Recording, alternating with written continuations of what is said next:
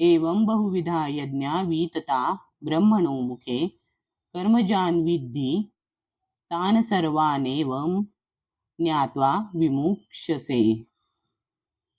32. एवं याप्रमाणे बहुविधाः नाना प्रकारचे यज्ञाः यज्ञ वितताः विस्तारलेले आहेत ब्रह्मणः वेदांचे मुखे मुखाद्वारे कर्म कर्मजान कर्मजन्य विधी तू जाण तान त्यांना सर्वान सर्व एवं याप्रमाणे ज्ञात्वा जाणून विमोक्षसे तू मुक्त होशील.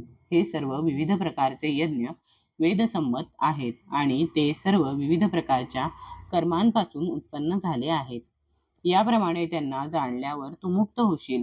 तात्पर्य: वर वर्णन केल्याप्रमाणे वेदांमध्ये निरनिराळ्या प्रकारचे सर्वजण कर्म करणाऱ्यांना अनुरूप असे विविध प्रकारचे यज्ञ सांगण्यात आले आहेत. देहात्मबुद्धीमध्ये पूर्णपणे रत झाल्यामुळे या यज्ञाचे आयोजन अशा रीतीने करण्यात आले आहे की ज्यामुळे मनुष्य आपले शरीर मन किंवा बुद्धीद्वारे यज्ञ करू शकतो.